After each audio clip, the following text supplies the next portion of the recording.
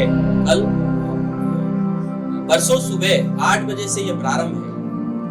वैश्विक कार्यक्रम इस दृष्टि से हम इसे देख सकते हैं कि मन की बात दुनिया का सबसे ज्यादा देखा और सुना जाने वाला कार्यक्रम है। डॉक्टर राघवेंद्र शर्मा जो टास्क इंटरनेशनल के चेयरपर्सन हैं, उनके मन में यह विचार आया कि चूंकि आगामी रविवार को 27 तारीख को प्रधानमंत्री जी मन की बात का जो एपिसोड आएगा वो 104वां होगा।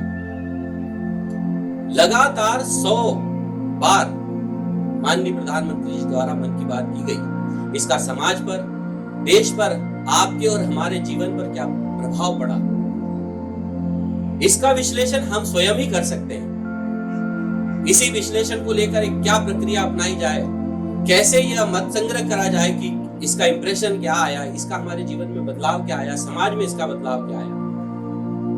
तो मन की बात पर एक बातचीत करने का उनके मन में विचार आया और यह बातचीत करने का विचार इस तरह से बढ़ा कि इसे देखा गया कि क्या ये विश्व पटल पर कोई स्थान अंकित करता है, विश्व पटल पर कोई स्थान रखता है। इसके लिए हमने विश्व की सर्वाधिक मान्य agency Guinness book of world record, उससे हमारी टीम ने संपर्क किया। Guinness book of world record को जब हमने यह विचार जो डॉक्टर राघवेंद्र शर्मा जी का था, यह हमने उनसे शेयर किया, तो जो जवाब आया उसे जानकर आप भी प्रफुल्लित और हर्षित होंगे। आप सुनना चाहेंगे क्या जवाब आया? उनका जवाब आया, इट्स एन एक्सीलेंट आइडिया। यह दुनिया में इस धरती पर घटित होने वाला एक बेहद जो है एक्सीलेंट आइडिया है और उन्होंने इसे मान्यता दी कि 100 घंटे मैराथन सेमिनार धरती पर आज तक नहीं हुआ। जो प्रयास यहाँ पर हमने 23 तारीख को प्रातः 8 बजे प्रारंभ किया और आप सभी उसके 51वें सत्र के भागीदार होने जा रहे हैं। इस वैश्विक घटना के आप व्यक्तिगत रूप से भागीदार होने जा रहे हैं।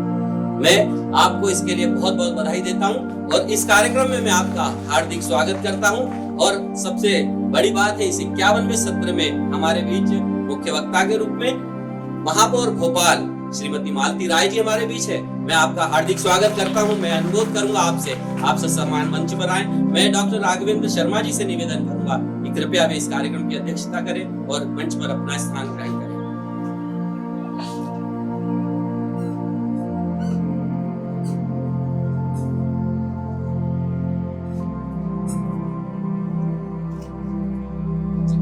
और जो हमारी बहनें पीछे बैठी हैं, कृपया आप आगे आ जाए। जो सबसे लास्ट में, आप आगे आ जाइए।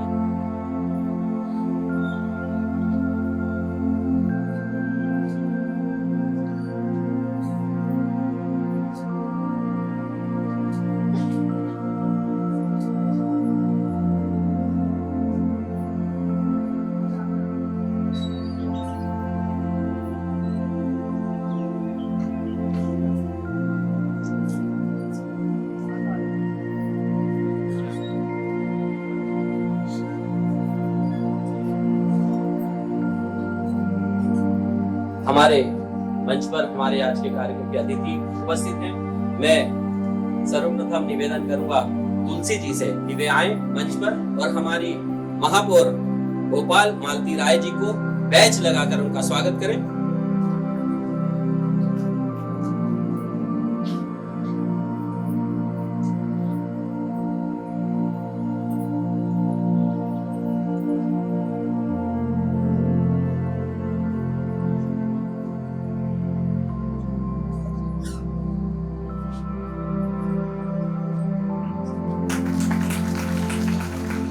मैं कर्नल ईशान जी से अनुरोध करूंगा कि वे आए और हमारे अध्यक्ष टास्क इंटरनेशनल के डॉक्टर राघवेंद्र शर्मा जी को बैच लगाकर उनका स्वागत करें। कर्नल ईशान।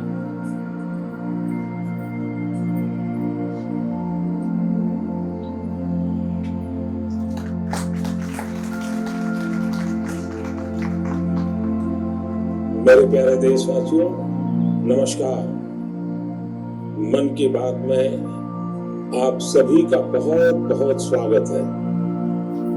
जुलाई का महीना यानी मानसून का महीना, बारिश का महीना, बीते कुछ दिन प्राकृतिक आपदाओं के कारण चिंता और परेशानी से भरे रहे हैं।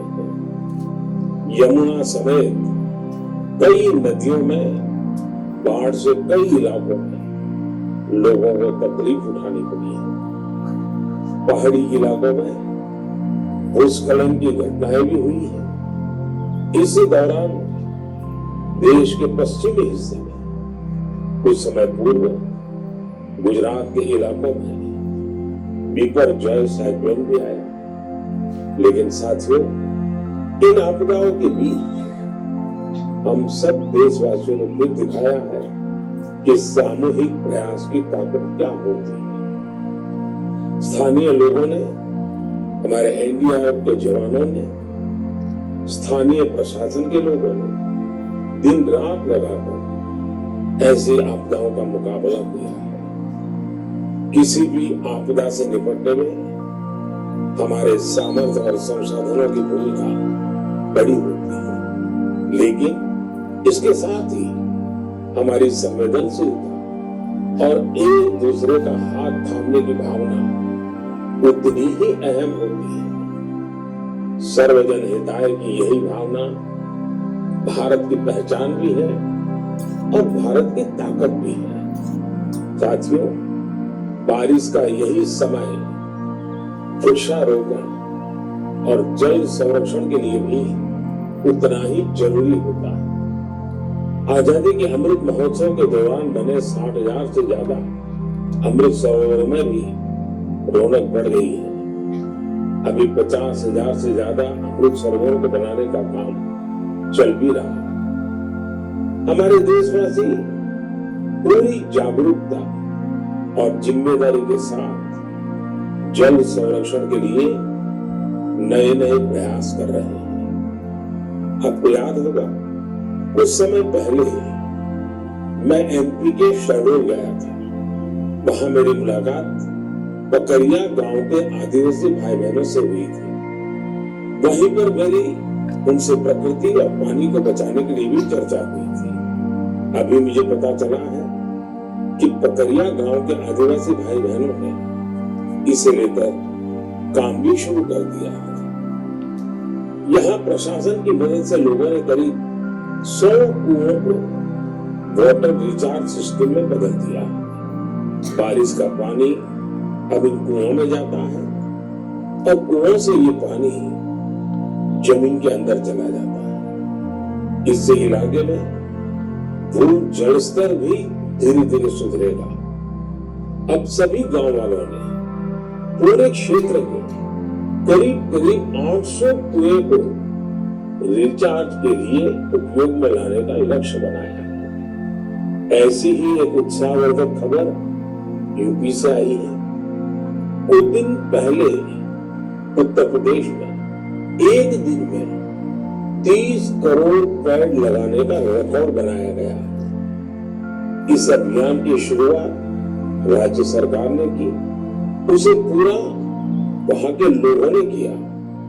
ऐसे प्रयास जन भागीदारी के साथ साथ जन जागरण के भी बड़े उदाहरण हैं। मैं चाहूंगा कि हम सब भी पेड़ लगाने और पानी बचाने के इन प्रयासों का हिस्सा बने। मेरे प्यारे देशवासियों, इस समय सावन का पवित्र महीना चल रहा है। सदाशिव महादेव की साधना आराधना के साथ ही सावन हरियाली और खुशियों से जुड़ा होता है। इसलिए सावन का आध्यात्मिक के साथ ही सांस्कृतिक दृष्टिकोण से भी बहुत महत्व रहा है। सावन के झूले, सावन की मेहंदी, सावन के उत्सव, यानी सावन का मतलब ही आनंद और उल्लास होता है। साथियों, हमारी इस आस्था और इन परंपराओं का एक पक्ष और भी है। हमारे ये पर्व और परंपराएं हमें गतिशील बनाते हैं। सावन में शिव आराधना के लिए कितने ही भक्त कांवड़ यात्रा पर निकलते हैं। सावन की वजह से इन दिनों 12 ज्योतिर्लिंगों में भी खूब श्रद्धालु पहुंच रहे हैं। आपको ये जानकर भी अच्छा लगेगा कि बनारस पहुंचने वाले लोगों की संख्या भी रिकॉर्ड तोड़ रही है। अब काशी में हर साल 10 करोड़ से भी ज्यादा पर्यटक पहुंच रहे हैं। अयोध्या, मथुरा, उज्जैन जैसे तीर्थों पर आने वाले श्रद्धालुओं की संख्या भी तेजी से बढ़ रही है। इससे लाखों गरीबों को रोजगार मिल रहा है, उनका जीवन यापन हो रहा है। ये सब हमारे सांस्कृतिक जन जागरण का परिणाम है। इसके दर्शन के लिए अब तो पूरी दुनिया से लोग हमारे तीर्थों में आ रहे हैं। मुझे ऐसे ही 2 अमेरिकन दोस्तों के बारे में पता चला है जो कैलिफोर्निया से यहाँ अमरनाथ यात्रा करने आए थे। इन विदेशी मेहमानों ने अमरनाथ यात्रा से जुड़े स्वामी विवेकानंद के अनुभवों के बारे में कहीं सुना था। उससे उन्हें इतनी प्रेरणा मिली कि खुद भी अमरनाथ यात्रा करने आ गए। ये इसे भगवान भोलेनाथ का आशीर्वाद मानते हैं। यही भारत की खासियत है कि सबको अपनाता है, सबको कुछ न कुछ देता है।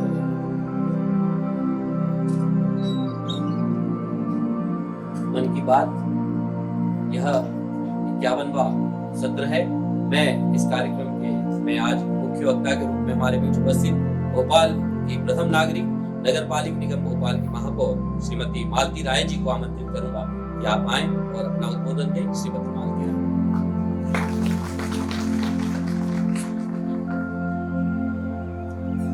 आज के कार्यक्रम में जिन्होंने इस पूरे एपिसोड को 100 घंटे में परिवर्तित किया है, ऐसे हमारे कार्यालय मंत्री, मेरे बड़े भाई आदरणीय राघवेंद्र शर्मा जी, कर्नल साहब भी बैठे हैं, वेद भाई साहब भी बैठे हैं, जिनकी पूरी जिम्मेदारी दी है, और आज यहाँ भोपाल के हर एक कोने से आई हुई बहनें। आप सभी ने अपने घरों में भी मन की बात को सुना होगा। हमारे देश के प्रधानमंत्री 100 एपिसोड उनके पूरे हो गए हैं और 27 तारीख को 104वां एपिसोड होगा। हर महीने के आखिरी रविवार को माननीय प्रधानमंत्री जी एक विषय पर अपने विचार रखते हैं। उनको अपने विचार रखने की आवश्यकता क्यों पड़ी? क्योंकि वो चाहते हैं कि देश की जनता से हम कैसे संवाद कर सकें। आप में से यदि देखा होगा आप लोगों ने, तो बहुत बार ऐसा होता है कि माननीय प्रधानमंत्री जी जब देश की जनता को संबोधित करते हैं, उसके पहले कुछ लोगों से चर्चा भी करते हैं। जैसे स्टूडेंट्स का जब एपिसोड आता है तो उन्होंने स्टूडेंट्सों को बुलाया और उनसे पहले सुझाव लिए, उनसे बातचीत की और फिर अपने जो विचार है, उनका जो योजना है, उस योजना को देश में संबोधित करके सभी स्टूडेंट्स को उन्होंने मोटिफाई किया। इसी तरह से आज अभी आपने देखा होगा महिलाओं से संबंधित ये हमारा एपिसोड चल रहा है। हमारे देश के प्रधानमंत्री जी का महिलाओं के प्रति क्या जागरूकता है, महिलाओं को किस तरह से रहना चाहिए, महिलाओं के लिए क्या कर सकते हैं, इस तरह की योजना आई। हमारे त्योहारों को लेकर भी योजना आई। आप सबने देखा होगा सावन का महीना चल रहा है, कांवड़ यात्रा को भी दिखाया है, धार्मिक संस्थाओं को भी दिखाया है और इस तरह के विचार माननीय नरेंद्र मोदी जी के मन में आए और उन्होंने महिलाओं के लिए भी किया। हम सैनिकों के लिए कह लें, बाजार वालों को लिए कह लें कि मार्केट किस तरह से डेवलप करना चाहिए, चाहे हम स्कूल वालों के लिए कह लें, चाहे राजनीति करने वालों के लिए कह लें, हम अन्य लोग, हर एक एपिसोड में नया विषय आता है। आप में से मैं पूछना चाहूंगी, कोई बहन हाथ उठाकर बताएगी, आप लोगों ने एपिसोड देखे हैं तो वो हाथ उठाइए। नरेंद्र मोदी जी के मन की बात हर महीने के आखिरी रविवार को, टाइम भी फिक्स है, 11 बजे से 11:40 तक आती है। तो आप लोगों में से जिसने कोई भी एपिसोड देखा है, एक भी एपिसोड देखा है, चलते फिरते भी देखा है, तो आप हाथ उठाकर बताएं आप लोगों ने देखे हैं? कुछ लोगों ने देखे, जिसने नहीं देखा हो वो अब आगे देखिए, आप उनकी मन की बात को सुनेंगे। कुछ एक बहन थी, उसने अपना प्रश्न लगाया कि हमारा बच्चा मोबाइल ज्यादा देखता है, इसके लिए हम कैसे उस मोबाइल को देखने में उसको दूसरी तरफ उसका ध्यान लग सके, आप बताएं। तो इस तरह के प्रश्न भी बहनें करती हैं। उस एपिसोड को मैंने भी देखा था। जब एग्जाम आते हैं तो बच्चों को पढ़ाई से संबंधित बताते हैं कि हमें किस तरह से पढ़ना चाहिए और पढ़ने के बाद हमें किस तरह से एग्जाम देना चाहिए। इसी तरह से हमारी आज बहनों के बारे में ये 51वां एपिसोड था। भाई साहब ने इसलिए बहनों को बुलाया है कि हम बहनें बैठकर माननीय नरेंद्र मोदी जी की जो योजनाएं हैं, हमारी मुस्लिम बहनें भी बहुत सारी बैठी हैं, आप सबने भी देखा होगा। यदि कहीं आपको सम्मान दिया है, जो आपके लिए 3 शब्द बोले जाते थे, वो 3 शब्दों पर यदि किसी ने रोक लगाई है, वो देश के प्रधानमंत्री माननीय नरेंद्र मोदी जी के नेतृत्व में लगी। हमारी बहनें कैसे सशक्त बन सके, वो योजना माननीय नरेंद्र मोदी जी के माध्यम से आई है। हमारे प्रदेश के मुख्यमंत्री माननीय शिवराज सिंह चौहान जी भी उन्हीं की कार्यशैली को लेकर प्रदेश में काम कर रहे हैं। हमारी बहनों को किस तरह से सुविधाएं मिल सकती है, वो सुविधा देने का प्रयास कर रहे हैं। आप सबने देखा होगा, लाडली बहना के साथ में आज हमारे प्रदेश के मुख्यमंत्री माननीय शिवराज सिंह चौहान जी का, उन्होंने बिना भेदभाव किए हुए हर एक बहन को 1000 रुपए की राशि प्रति माह देने का प्रयास किया है और जा भी रही है। यहाँ बहुत सारी बहनें बैठी हुई हैं, आप लोगों के खाते में भी गई है कि नहीं गई है? गई है ना? आप बताओ कितने लोगों के खाते में गई है? तो आप लोगों की नहीं गई क्या? गए है ना? तो अब आप लोगों को विचार करना पड़ेगा कि जब कोई मुख्यमंत्री बहनों को लाडली बहना बनाता है, बहनों के बारे में विचार करता है, तो आगे आने वाले समय में हमें उनका साथ देना चाहिए। यदि प्रदेश की हम बात करें तो संबल योजना यदि किसी ने लागू करी थी, तो हमारे प्रदेश के मुख्यमंत्री माननीय शिवराज सिंह चौहान जी ने लागू करी थी। यदि लाडली लक्ष्मी लागू करी थी, तो हमारे प्रदेश के मुख्यमंत्री माननीय शिवराज सिंह चौहान जी ने लागू करी। हमारे बच्चियों को यदि एक गांव से दूसरे गांव में बच्चियों को पढ़ाई करने जाना है, तो उसको साइकिल वितरण करी थी, तो माननीय प्रदेश के मुख्यमंत्री माननीय शिवराज सिंह चौहान जी ने की। हमारे बच्चों को स्कूल में पढ़ाई में भोजन मिल सके, तो माननीय मुख्यमंत्री शिवराज सिंह चौहान जी ने योजना लागू की। हमारे बच्चों को किताबें फ्री मिल सके, तो माननीय मुख्यमंत्री शिवराज सिंह चौहान जी ने की थी। और आज मध्य प्रदेश में सीएम राइज स्कूल बनाकर गवर्नमेंट स्कूल का स्तर इतना ठीक कर दिया है कि मेरा भी प्राइवेट स्कूल है, और आज हमारे स्कूल का एडमिशन कैंसिल करवाकर और गवर्नमेंट स्कूल में बच्चे जाकर एडमिशन ले रहे हैं। उसका यदि कहीं ना कहीं किसी को श्रेय जाता है तो भारतीय जनता पार्टी की सरकार को जाता है। उसने सरकारी स्कूलों का स्तर इतना बढ़ा दिया है कि प्राइवेट स्कूल की जगह बच्चे और सरकारी स्कूल में जाकर और पढ़ाई कर रहे हैं। तो हमें इस चीज पर विचार करना चाहिए। और अभी 2 दिन पहले आपको बताना चाहूंगी कि जो सरकारी स्कूल में, चाहे वो बच्चा हो या बच्ची हो, 12th क्लास में जिसने स्कूल में टॉप किया है, उस सभी बच्चों को स्कूटी माननीय मुख्यमंत्री शिवराज सिंह चौहान जी ने दी। भोपाल में 128 स्कूटियां परसों की तारीख में हम लोगों ने वितरित की है। ये देने का उद्देश्य क्या है? क्योंकि भाजपा की जो सरकार है, भारतीय जनता पार्टी की सरकार हर वर्ग को सुविधा देना चाहती है। यदि बच्चों को स्कूटी दे रही है तो वो घूमने के लिए नहीं दे रहे, इसलिए दे रहे कि हमारे बच्चे कॉलेज जाएंगे, तो कॉलेज जाने के लिए उनका स्टैंडर्ड मेंटेन करना है, इसलिए उन्होंने वो स्कूटी बच्चों को दी है। वो आगे बच्चों को पढ़ाना चाहते हैं। आपने देखा होगा, जो बच्चे पढ़ गए हैं, 18 साल से ऊपर के हो गए और बेरोजगार हो रहे हैं, तो उन्होंने सीखो कमाओ योजना लागू की है। और उस सीखो कमाओ योजना में बच्चे काम भी करेंगे, योजना को भी लागू करेंगे और उनको एक राशि भी मिलेगी ताकि वो बेरोजगार ना कहलाए। और जिस चीज विधा में, चाहे वो इलेक्ट्रॉनिक में हो, चाहे वो कारपेंटर हो, आपका मिस्त्री के रूप में हो, जिस बच्चे को जिस विधा में इंटरेस्ट है वो योजनाबद्ध तरीके से वहां पर ट्रेनिंग करेगा, काम करेगा, वो सीखेगा और सीखने के बाद अपने हाथ में हुनर लेके और कल को अपना खुद अपने पैरों पर भी खड़ा हो सकता है। और जब वो सीखने के लिए जाएगा तो उसके लिए भरपूर तरह से जो राशि कलेक्टर के माध्यम से तय की जाती है उतनी राशि भी उसे मिलेगी। इस तरह की बहुत सारी योजनाएं हैं। यदि हम अपने प्रदेश की योजनाओं को बताएंगे, देश की योजनाओं को बताएंगे, आयुष्मान कार्ड बनाकर हमारे प्रदेश के यशस्वी प्रधानमंत्री जी ने हमें 5 लाख तक का उपचार करवाने का यदि किसी को सहयोग दिया है तो वो देश के प्रधानमंत्री माननीय नरेंद्र मोदी जी ने दिया है।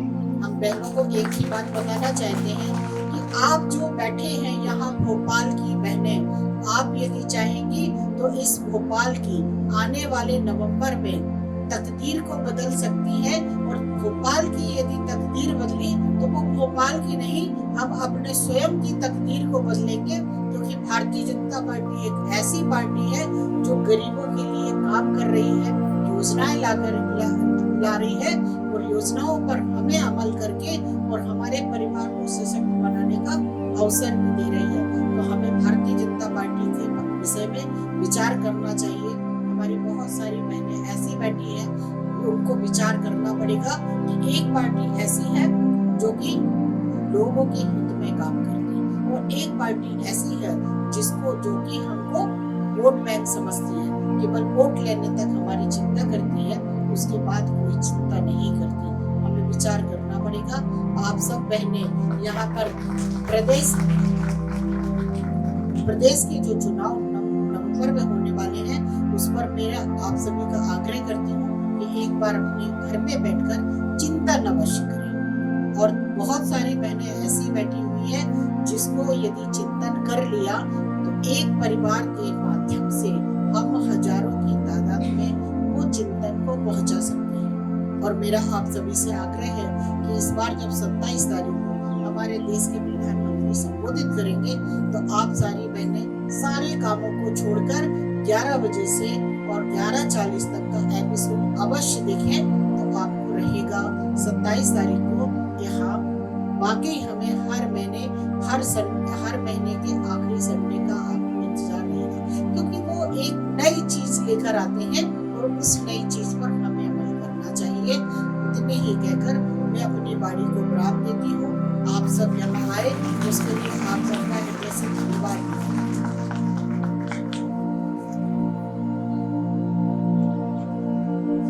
बहुत बहुत धन्यवाद माननीय महापौर जी। मैं अब आमंत्रित कर रहा हूँ टास्क इंटरनेशनल के चेयरमैन और मन की बात marathon seminar not out at the 100 इस विचार के जनक डॉक्टर राघवेंद्र शर्मा जी को कि वे आए अध्यक्ष उद्बोधन दें। डॉक्टर राघवेंद्र शर्मा जी।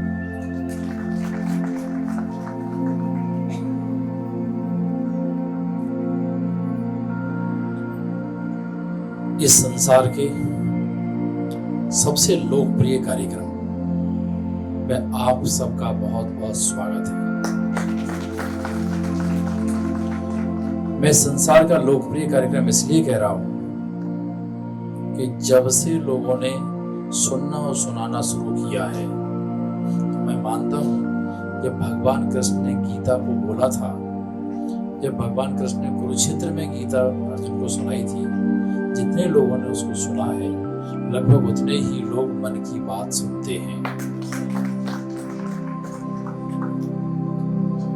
एक समय में जब प्रधानमंत्री मन की बात बोलते हैं तो 23 करोड़ लोग सुनते हैं। अभी आदरणीय महापौर जी ने हाथ खड़े करवाए थे तो 23 हाथ भी खड़े नहीं हुए थे। अब आप कल्पना कर लीजिए, आप अपने देश के योगदान में अपना योगदान नहीं दे रहे हैं। अन्यथा मत लेना मेरी बात को, लेकिन हम नहीं दे रहे हैं। मैं मानता हूं सबकी व्यस्तताएं बहुत हैं। इस भागम भाग के जमाने में बहुत काम करना पड़ता है, रोजी रोटी की चिंता होती है, लेकिन क्या हम प्रधानमंत्री जी से भी ज्यादा व्यस्त हैं? आप ऐसा मानते हैं कि नहीं हम बहुत व्यस्त हैं, प्रधानमंत्री तो फुर्सते रहते हैं? अगर देश के प्रधानमंत्री 1 घंटा आपसे बात करने के लिए समय निकाल सकते हैं तो क्या आप उनसे बात करने सुनने के लिए नहीं निकाल सकते? निकाल सकते हैं कि नहीं? बताइए साहब। सब लोग नहीं बोला, इसके लिए नहीं निकाल सकते। कुछ लोग अभी भी पीछे बहन जी की आवाज नहीं आ रही है मुझे, तो हमें निकालना चाहिए। ये आप मानिए हमारे राष्ट्र के योगदान में एक आहुति है। राष्ट्र को आगे बढ़ना है, यह नियति और ईश्वर का वरदान है। देश आगे बढ़ेगा, यह प्रकृति ने तय किया है।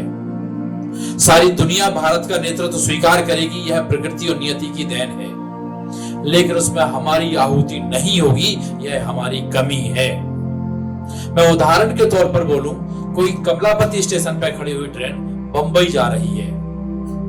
आप कमलापति स्टेशन से उस पर बैठे, 10 मिनट बाद आपको लगा बंबई तो बहुत दूर है, कौन जाएगा, हम तो जाकर के नर्मदापुरम होशंगाबाद में उतर जाते हैं। आप उतर गए। कुछ लोगों को लगा नहीं और आगे चलते हैं, इटारसी में उतर गए कुछ लोग। कम लोग होंगे जो मुंबई पहुंचे होंगे। ट्रेन का पहुंचना तो निश्चित है कि नहीं है? बताइए। निश्चित है। आप उतर गए, इसमें ट्रेन की क्या गलती है बेचारी की? आप वैसा ही है कि इस देश को आगे दुनिया में बढ़ना ही है और सारी दुनिया इसके नेतृत्व को स्वीकार कर रही है। 23 करोड़ लोग जब प्रधानमंत्री 27 तारीख को 11 बजे बोलेंगे तो 23 करोड़ लोग टेलीविजन, रेडियो, नमो ऐप, मोबाइल कहीं ना कहीं आंख लगा करके सुन रहे होंगे कि प्रधानमंत्री कुछ बोलने वाले हैं। और जो लोग एक बार भी सुन रहे होंगे, आधा घंटे सुनेंगे, 5 मिनट सुनेंगे, खाना बनाते हुए सुनेंगे, बच्चे को डांटते हुए सुनेंगे, बच्चे को पढ़ाते हुए सुनेंगे, कार चलाते हुए सुनेंगे, ऐसी संख्या 100 करोड़ से अधिक है। 107 करोड़ लोग होंगे जो सुन रहे होंगे। तो दूसरे शब्द में कहूं, आप दुनिया के 107 करोड़ लोगों में भी शामिल नहीं हो। आप देश के विकास के योगदान में अपना वही योगदान भी नहीं दे रहे जो 107 करोड़ लोग दे रहे हैं। तब जब आप माननीय मुख्यमंत्री जी की सबसे प्यारी, सबसे लाडली बहना हो, उनके हृदय के सबसे करीब हो। अगर मैं विश्वास के साथ कहता हूं, मुख्यमंत्री जी सबसे सोते जागते अगर किसी का स्मरण करते हैं तो हमेशा कहते हैं मेरी लाडली बहना, मेरी लाडली लक्ष्मियां। लेकिन आप उनका ब्याज भी उनको नहीं दे रहे हो। तो ये न्याय है क्या मुख्यमंत्री के साथ? ये न्याय है क्या देश के साथ? बताइए।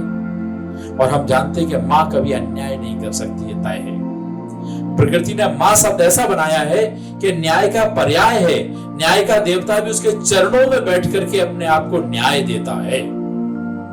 आप उस प्रकृति के पूरा सम्मान करते हुए मैं आपसे निवेदन करता हूं, मन की बात होगी और हम नहीं सुन रहे होंगे, ऐसा अवसर कभी नहीं आने देना। आप मान लीजिए जीवन में अगर आपने ऐसा अवसर आने दिया तो बहुत कठिन होता है। मैं इसलिए कह रहा हूं कि मां क्या होती है, मां ईश्वर का कितना बड़ा वरदान है। वास्तव में मां की कृपा से ही ईश्वर है, ईश्वर की कृपा से मां नहीं है। एक अच्छे कवि हुए, उन्होंने कविता लिखी है मां के ऊपर। तो मैं सभी माताएं बैठी हैं, इसलिए मैं समर्पित करता हूं आप सबके चरणों में। वो लिखते हैं,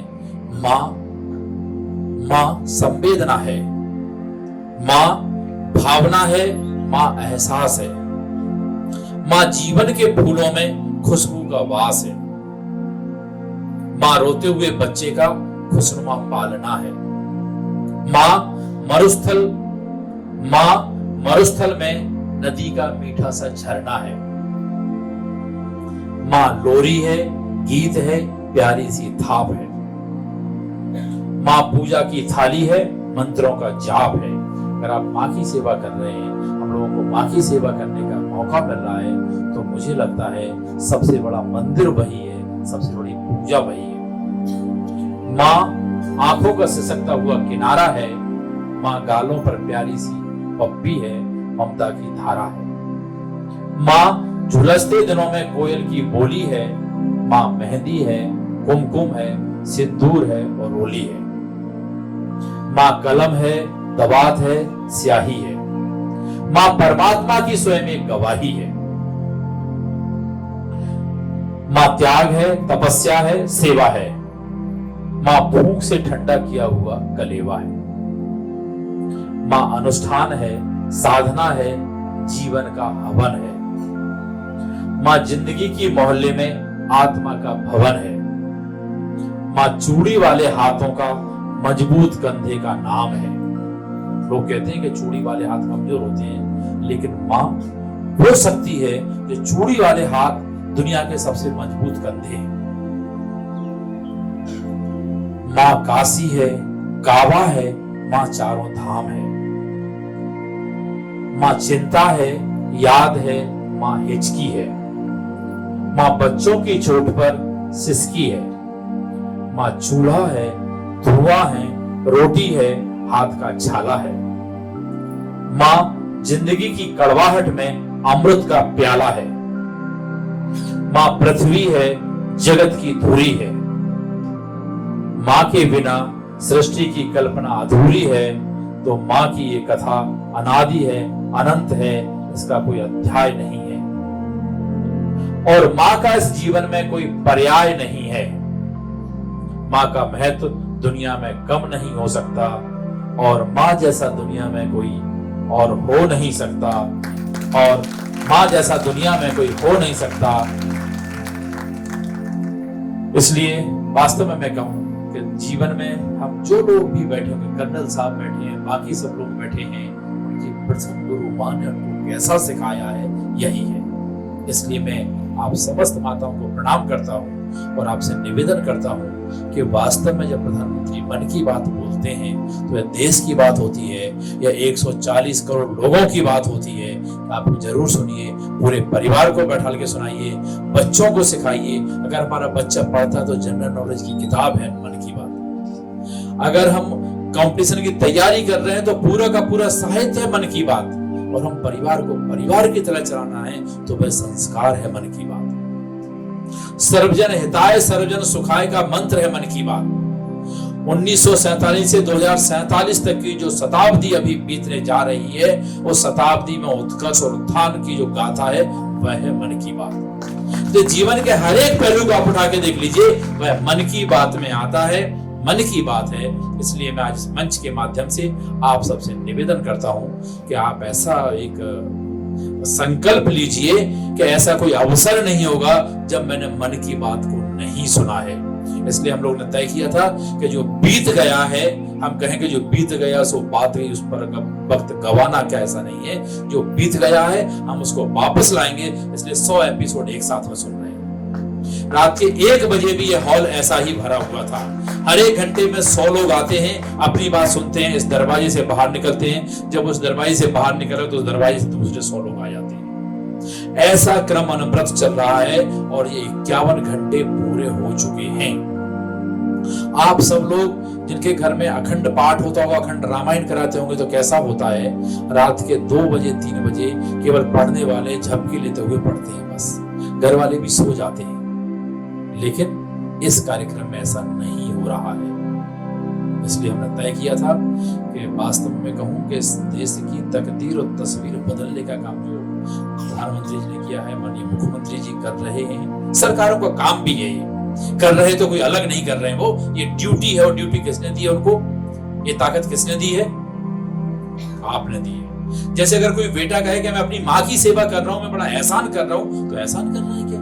नहीं। उस बेटे को 9 महीने कोख में रख के आपने ही सींचा है उसको। हर रोज उसके, जब छोटा था, जब वो कुछ खा नहीं सकता था, तो चम्मच से दूध पिला पिला के बड़ा किया है। काहे के लिए किया है? इसीलिए किया है वो यह करेगा। वास्तव में यही काम आपने सरकार के लिए किया है। और सरकार की वैसी ही जिम्मेदारी है जैसे अपने पुत्र की माता के प्रति जिम्मेदारी है, वैसे ही हम सबकी, मालती राय जी की, बाकी सब जनप्रतिनिधियों की यही जिम्मेदारी है अपने समाज के प्रति। लेकिन हम सही संस्कार के साथ बड़ा करें। नहीं, इन्हीं में से कोई एक अच्छा बन जाता है, कोई संत बन जाता है, और कोई एक दुराचारी, अन्याचारी बन जाता है। बच्चे तो सभी वैसे ही होते हैं, उनका जन्म हुआ था सब वैसे ही थे, सभी के संस्कार वैसे थे, सभी का जन्म से ईश्वर ने दिया था वैसा ही दिया था। लेकिन अपने संस्कारों की वजह से वो वहां चले जाते हैं। इसलिए मैं सभी माताओं से निवेदन करता हूँ, आप कुछ भी कीजिए, लेकिन बच्चों के संस्कारों की चिंता कीजिए। कोई भी माँ जब बच्चे को जन्म देती है तो यह मानती है मैंने राजा और राजकुमार से कम को जन्म नहीं दिया।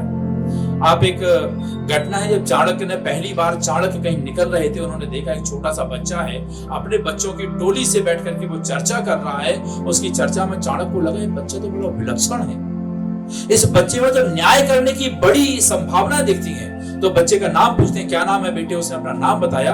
तेरा घर कहाँ है? वो आचार्य चाणक्य जो इतने बड़े ऋषि थे, इतने बड़े चाणक्य थे, वो जाकर के उसके घर जाते हैं, उस माँ से बोलते हैं कि माँ ये बच्चा मुझे अपना दे दो। आप कल्पना करिए, कोई माँ बच्चे को दे सकती है क्या? माँ कहती है नहीं रिसीवर, बच्चे को मैं कैसे दे दूं? ये तो मेरे प्राण हैं, ये तो मेरा सब कुछ है। तो चाणक्य का जो संवाद है, और चाणक्य बोलते हैं कि माँ मुझे इसमें एक राजा की संभावना देखते, मैं इसको राजा बनाना चाहता हूं, तो उसको राजा बनाने के लिए नहीं देगी क्या? माँ बोलती है कि आचार्य, आप आचार्य हो लेकिन आप माँ नहीं हो। जब भी कोई माँ अपने बच्चे को 9 महीने अपनी कोख में रख के अपने रक्त से सींचती है, तो वो बच्चा उसके लिए राजा या राजकुमार से कम नहीं होता, वो उसके लिए राजकुमार ही होता है। एक कान्हा अगर संसार में पैदा हुआ था तो हर माँ अपने बच्चे को कान्हा ही मानती है, क्योंकि संसार की भलाई के लिए पैदा हुआ था, यही मान करके उसको जन्म देती है। अगर माँ ये मान ले कि बच्चा तो संसार के लिए एक दुराचारी बनेगा, तो माँ जन्म नहीं देगी उसको, क्योंकि वो माँ है। तो चाणक्य ने जो शब्द का प्रयोग किया, चाणक्य ने जो उत्तर दिया, वो मैं आपसे कहूंगा, वास्तव में आप उसको सुनिए। चाणक्य कहते हैं कि माँ तुमने एक संभावना को जन्म दिया है, लेकिन ये आचार्य चाणक्य संभावना को संभव कर देगा। तो वास्तव में आज समाज में संभव करने की आवश्यकता है, और मैं मानता हूं मन की बात उस संभावना को संभव करने का काम कर रही है। तो मेरा आपसे यही निवेदन है, आप संभावना को वहीं खत्म मत करो, आप उन संस्कारों को आगे बढ़ाओ और संभावना को संभव में बदल दो, तो इस देश का नक्शा दुनिया के अंदर वो हो जाएगा। आज प्रधानमंत्री जो कहते हैं, आप देखिए बाहर एक प्रदर्शनी लगी है, अभी एक शायद आपसे और भी छोटी सी चर्चा है, वो विशेष वो करेंगे हम लोगों के बाद भी, आपसे 15-20 मिनट की और चर्चा होगी। आप एक प्रदर्शनी लगी है जिसमें हमारे देश के प्रधानमंत्री को 14 देशों के लोगों ने अपने अपने देश का सर्वोच्च सम्मान दिया है। जो लोग पहले कहते थे भारत तो कर्ज मांगने वाला देश है, भारत तो कटोरा लेके आ जाता है, भारत तो ऐसा देश है चांद पे भी भीख मांगने लगेगा, ऐसे कहने वाले लोग आज दांतों तले उंगली दबा रहे हैं और भारत के प्रधानमंत्री के पलक पावड़े बिछा करके स्वागत करते हैं, और वो एक ही बात कहते हैं कि मोदी जी हमारे देश में आए। दुनिया का वर्ल्ड लीडर हमारे देश में आ रहा है। जो अमेरिका 20 साल 15 साल पहले मोदी को वीजा नहीं दे रहा था, वो पीछे पीछे घूमता है, दौड़ लगा करके हाथ मिलाने की हाथ बढ़ाता है। अपनी संसद के संयुक्त उसमें मोदी जी का भाषण कराते हैं और वो बोलते हैं मोदी है तो मुमकिन है। ये कौन बोल रहा है? अमेरिका के राष्ट्रपति बोल रहे हैं मोदी है तो मुमकिन है। कई बार हम बोलने में कंजूसी कर जाते हैं। अगर वास्तव में हम ऐसा कर रहे हैं तो हम उस राष्ट्र यज्ञ में अपनी आहुति देने की गलती कर रहे हैं, आहुति नहीं दे रहे हैं। जो राष्ट्र यज्ञ को आगे बढ़ना था, हम उसमें अपनी गलती के वजह से उसको रोकने का प्रयास कर रहे हैं। तो मेरा आप सबसे यही निवेदन है कि आप इस काम को कीजिए और आप इस विचार को आगे बढ़ाइए, मन की बात को जरूर सुनिए। हम लोगों ने तय किया था कि मोदी जी के जो 100 एपिसोड होंगे एक साथ में दिखाएंगे। एक साथ में दिखाने के साथ साथ हम हर एक उसमें एक संकल्प लेंगे, और हमारे यहाँ कहा गया है कि संकल्प में विकल्प नहीं होता। होता है क्या? नहीं होता। और माँ संकल्प ले ली तो क्या नहीं कर सकती, मतलब वो सिंगिनी है। अगर उसने संकल्प ले लिया है तो मैं आप सबसे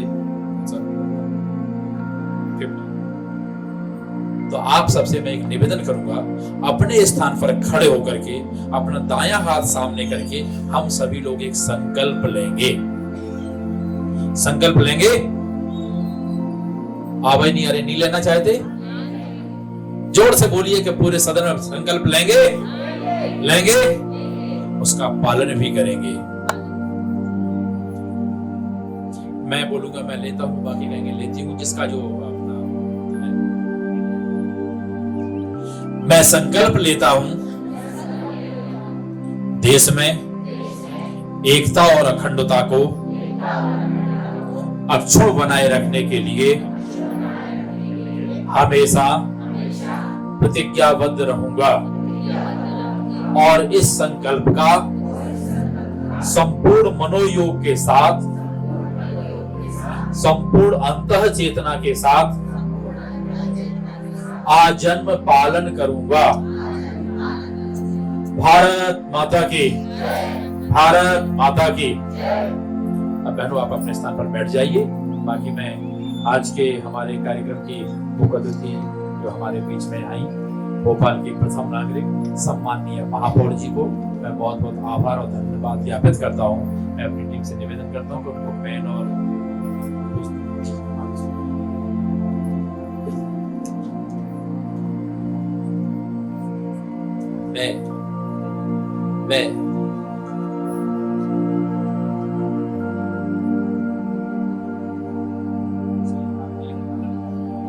मैं आमंत्रित करूंगा विनीता जी को। विनीता जी आए और हमारे भोपाल नगर पालिका निगम की महापौर श्रीमती मालती राय जी को मन की बात का गोल्डन पेन भेंट करें।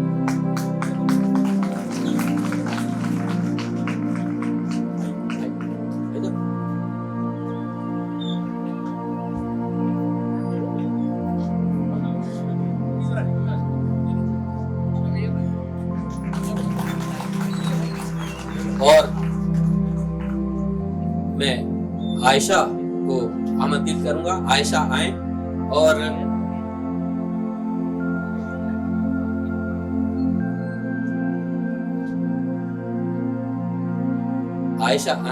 हमारे महापौर श्रीमती मालती राय जी को मन की बात जो कि डॉक्टर राघवेंद्र शर्मा जी द्वारा लिखी गई है, ये हमारी महापौर श्रीमती मालती राय जी को भेंट करें।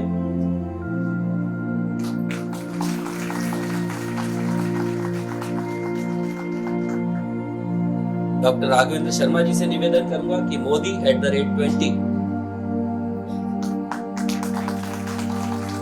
सपने हुए साकार यह पुस्तक माननीय महापौर जी को भेंट करें। मैं डॉक्टर वेद प्रकाश जी से अनुरोध करूंगा कि वे आए।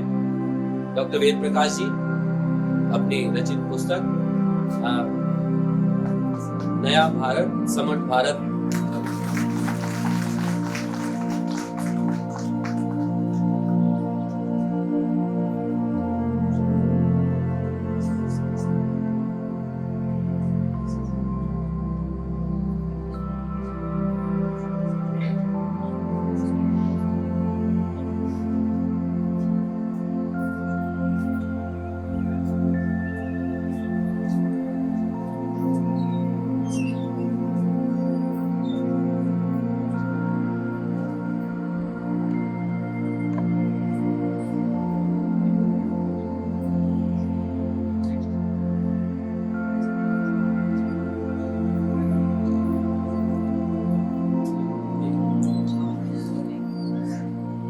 कार्यक्रम को आगे बढ़ाते हुए हमारे इस सत्र में मुख्य वक्ता के रूप में हमारे बीच उपस्थित हैं नगर पालिका निगम भोपाल की पूर्व महापौर और वर्तमान विधायक श्रीमती कृष्णा कौर जी।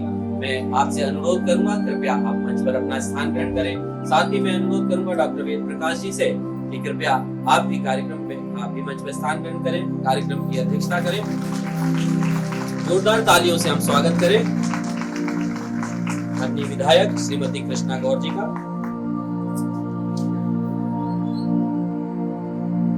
कार्यक्रम को आगे बढ़ाते हुए मैं निवेदन करूंगा कर्नल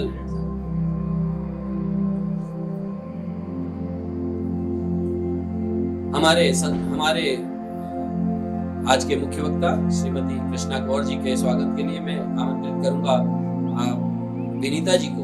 विनीता जी आए और हमारी महापौर पूर्व महापौर और वर्तमान विधायक श्रीमती कृष्णा कौर जी को बैज लगाकर स्वागत करें।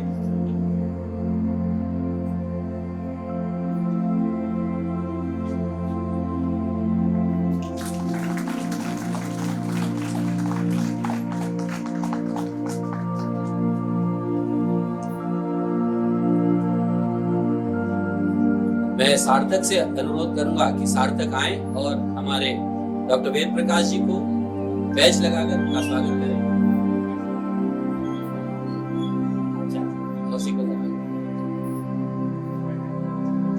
क्लिप्स और 52वीं क्लिप आप प्रारंभ करें मन की बात की।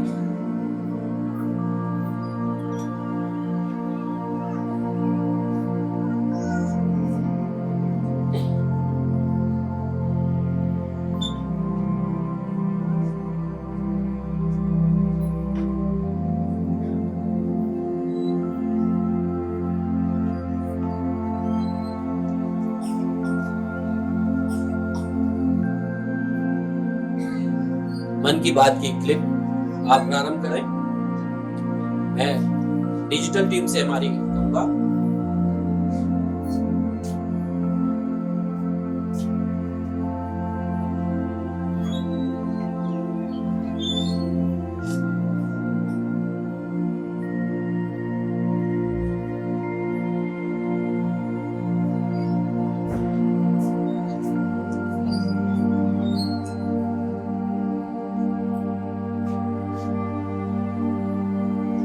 आप बैठ गए पीछे, आप बैठ जाइए आराम से।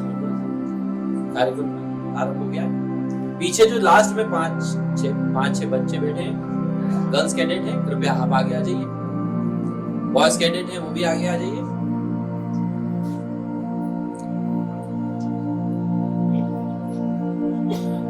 डिजिटल टीम क्लिप प्रारंभ करिए।